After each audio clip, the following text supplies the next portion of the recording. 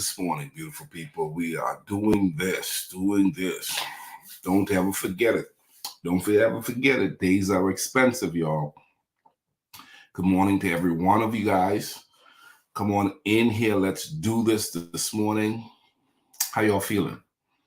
How y'all feeling this morning? How y'all feeling this morning? How y'all feeling this morning? I want to know. I want to know. I want to know. I want to know. I want to know where my people at. Where's my people? Okay. I want to make sure everybody's here. Let's do this together. Thank you guys for joining on yesterday morning. I thought it was really good. It was encouraging for me. And so you're going to like what we're going to share this morning. Are y'all ready? Who's ready? Who's ready? Who is ready? Coach Deborah is in the house. Who all is ready? Who's ready? All right. Vito is in the house. Let me tell you all something. I did a podcast with Megs. Let me tell you, you got to check that podcast out. Megs, you got to put the link inside in the group, Megs, so people, we can all listen in, okay? So we can all listen in. Good morning, Miss Cynthia. Good morning. Good morning.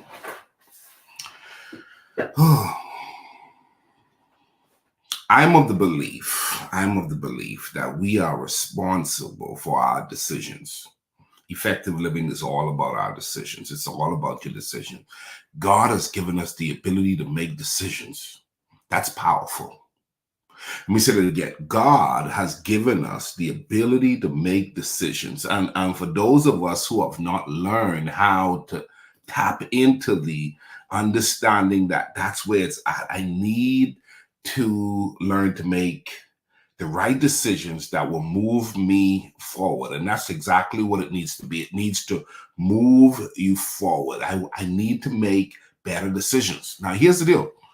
Angela, there's always room for improvement. Vito, there's always room for improvement, right? So we shouldn't get wary. We shouldn't feel some kind of way about this. Okay? We shouldn't feel some kind of way about this.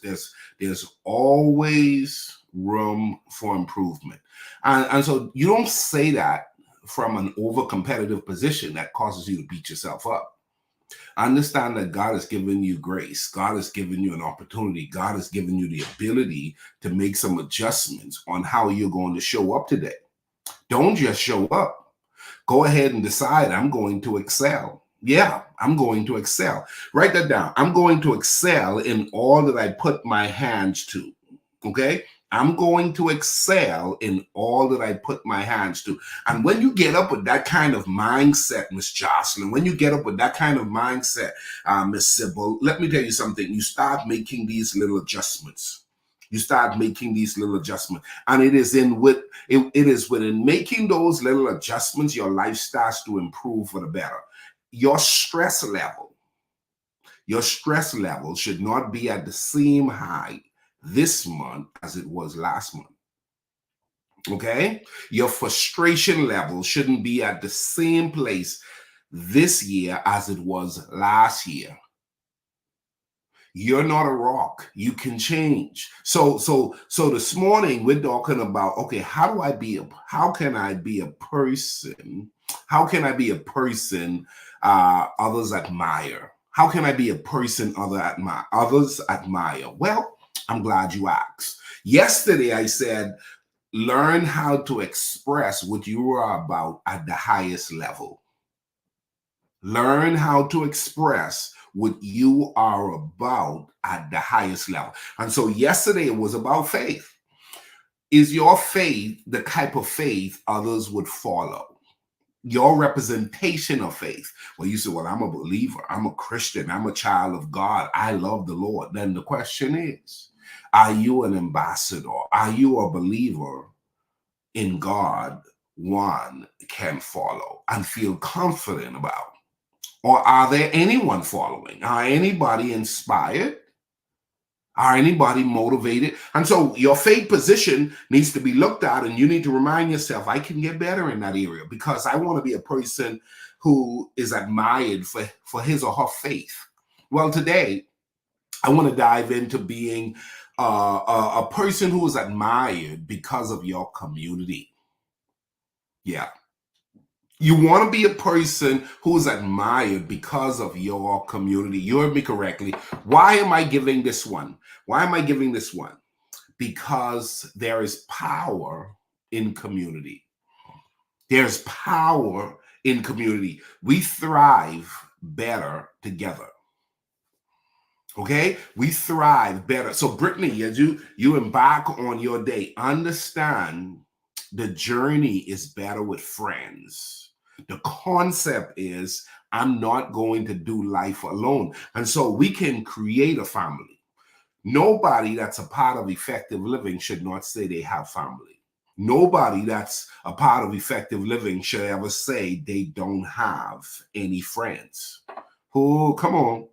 Why, Coach Miller? Let me tell you why you should not say those words. Because you and I have the ability, write that word down, ability. We have the ability to create what we desire. Okay, we have the ability to create what we desire. So you and I, we have the ability to create what we desire. So you could choose to look at your life and you say, well, I don't have a strong community. Well, this quarter, this year, the next couple of years, you work on building a community because we are better together. Okay, the journey is better with friends, and we understand that there is power in community. So here's what I'm not going to do. I'm not going to do life alone. I'm not going to do life alone. And I'm going to take control of it to where I have control of it. Here's the deal. Here's the deal. Remember this, guys. Here's the deal. This is the kicker. This right here is worth a donation. Or this right here is somebody cash apping me lunch this morning. Here's the deal. You can decide to take control of what you can take control of. Okay? Write that down. I can take control of what I can take. Jamal, you can take control of what you can take control of. Some things you ain't got no control over, but what you have control over, you need to take control over. So somebody says, well, how do I build community? How do I build family? How do I build a support system? Easy. You could join Toastmasters. And Toastmasters can become a community. You can join a church, and a church can become a community. And then before you know it, it's like family. You can join your neighborhood association. You can join a small business association. You can join the Chamber of Commerce. You can join a Rotary Club. You can join, I mean, come on, there is so many. You could join. I joined the library board. And I love the people that's on the library board. And if I had no other friends in Red Oak, the library board would be people who would be my friends, because they have meetups where we get to read books and get to hang out with cool people who have done some phenomenal things inside of the city. Well, I don't have any friends. That's not me, Mila. I'm not that type of person. Here's what you can do. You can change. Here's why you need to change for the betterment of you. If you don't like where you are, you can make adjustments. Okay, if you don't like where you are, you can make adjustments. You can change. You don't have to beat yourself up. You don't have to beat yourself up. There are some things you have no control over, and then there are some things you do have control over. Okay, I feel this morning. Man, let me tell you something. I did not sleep the best last night. I was turning and tossing. The Lord was speaking. God was doing something in my spirit. I feel a shift coming. Something major is coming. So in the complex position of human existence, community serves as a steady thread that weaves us together. Okay, that weaves us together, embracing the essence of our social nature. Brittany, it is our social nature. Somebody said, well, I haven't been good at it. Well, not because you haven't been good at it means you can't become good at it. You could. Okay, so here's what I want you to do. I want you to make a commitment to become good at it. Okay, you can, and so what I need you to do is you have to decide that I'm going to embrace my social nature as a human being. I'm going to embrace my social nature as a human being. I'm going to learn how to talk to people. I'm going to learn how to reach out and connect. As a matter of fact, I'm going to broaden my reach. Okay? I'm going to broaden my reach. I'm not going to do life alone. How many of how many of you have declared that you're not going to do that? You're not going to do life alone. 8 billion people on the planet. You need friends in every different profession. You need colleagues. You need associates. You need friends. You need a support system, man. You need your people. Okay, so here's let's dive into a couple of reasons why this is important and how. 3 reasons why we flourish together better. Number 1, support and encouragement. Support and encouragement. Along the way, you're going to need support. Along the way, you're going to need encouragement. And here's the deal. You need to build your community before you need your community. Oh my goodness. Coach Deborah, isn't that good? You need to build your community before you need your community. So number 1, support and encouragement. Amidst life's everyday challenges and experiences, a community offers a sanctuary of support and encouragement. Oh man, while facing trials or triumph, collective wisdom and shared experiences provides guidance and motivation along the way. Don't do life alone. Why? You get the opportunity to embark on the fact that support and encouragement comes through community. But boy, listen to it. Woe to him who has no friends. Woe to him who has no colleagues. Woe to him who has no community. Okay, you need a support system, man. A support system is good. Don't beat yourself up for not having one. Just go ahead and listen to what Ricardo Miller is saying this morning and tell yourself, you know what? I'm going to lean in and I'm going to pursue this thing. I'm going to make sure I develop myself in a way where I'm building community. You don't need one community. You need multiple communities. I teach that the kid with the most friends on the playground can be bullied. Okay, so remember now, support and encouragement comes from a community. You say, well, I don't have a lot of support. I don't have a lot of encouragement. Then you probably don't have a lot of friends. You probably don't have a lot of community that has been built. And remember now, you want to build your community before you need your community. All right. Number 2, guys. No, let me give you the scripture. The Bible says in Proverbs 17:17. I thought this was so good. It says, a friend loves at all times, and a brother is born in times of adversity. Boy, that's good right there. Oh, ain't that good? Pastor Martha, isn't that good right there? Listen. Proverbs 17:17. A friend loves at all time, and a brother is born for adversities. I'm over time, y'all. I got to go. Number 2, guys. Listen. 3 reasons why we flourish together. Number 2, a sense of identity and purpose. Yeah, a sense of identity and purpose. You've heard the statement before, birds of a feather flock together. Okay? Birds of a feather flock together. Somebody said to me years ago, show me your friends and I'll show you your future. There's a common statement out there that says we are the average of the 5 people we spend the most time around. Okay, we are the average of the 5 people we spend the most time around. So your goal now is to then make a commitment. Whose commitment? Your commitment. You have to make a commitment. I have to develop a sense of embracing community, not doing life alone. I'm not going to do life alone. Okay, and so Ephesians chapter 4 verse 2 and 3 says this: be completely humble and gentle. Be patient, bearing one another in love, making every effort to keep the unity of the Spirit through the bond of peace. I like that.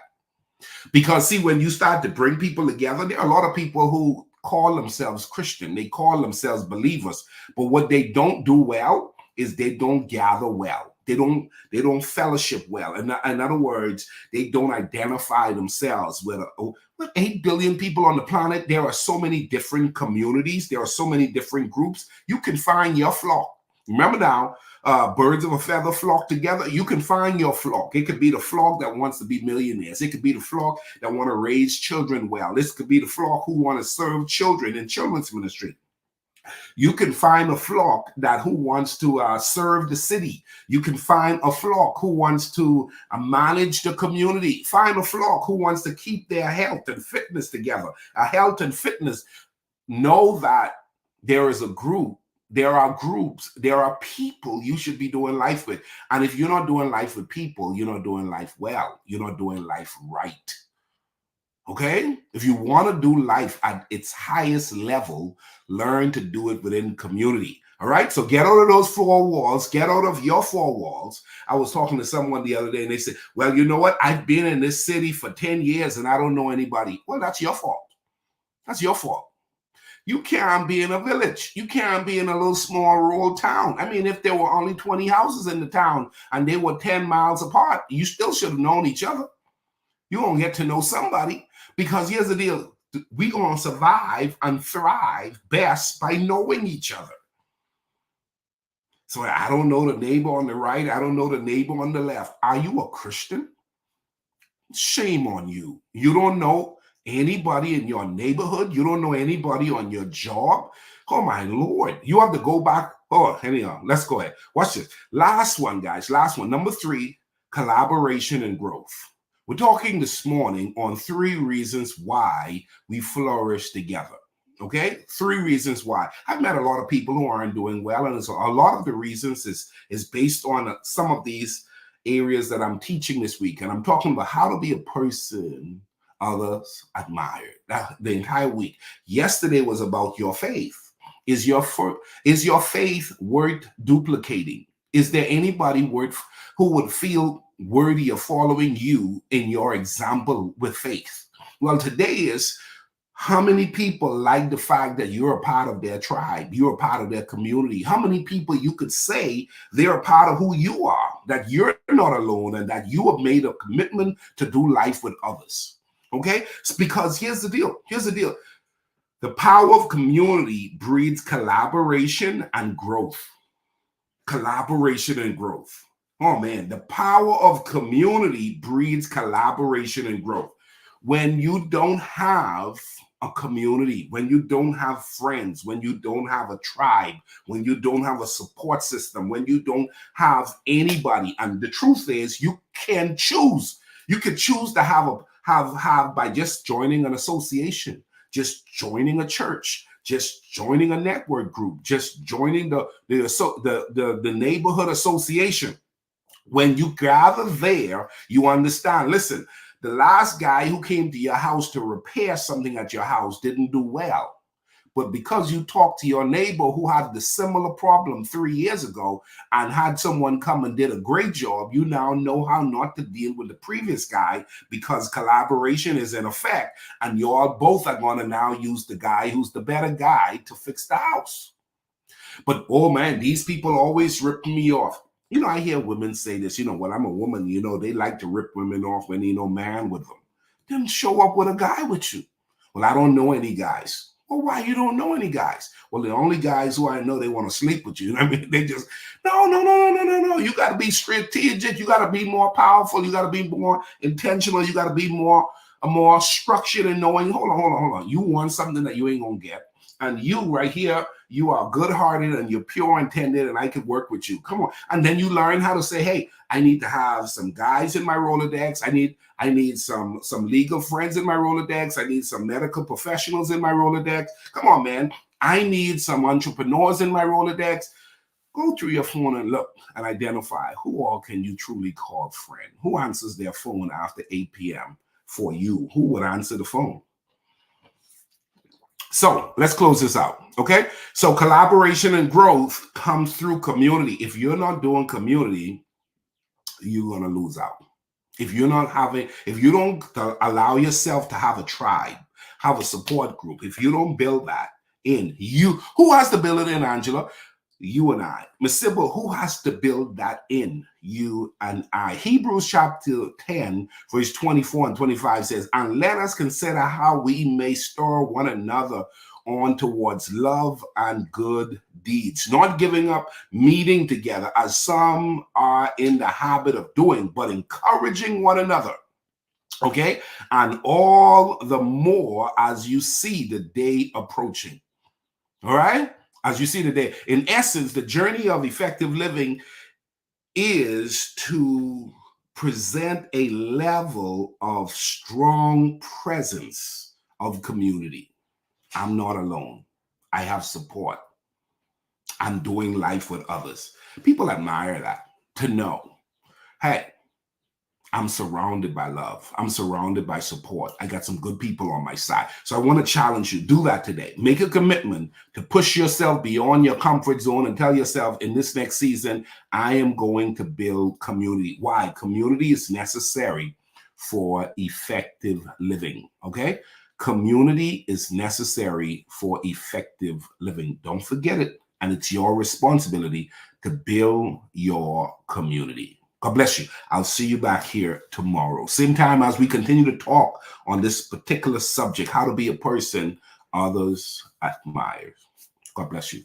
Bye-bye.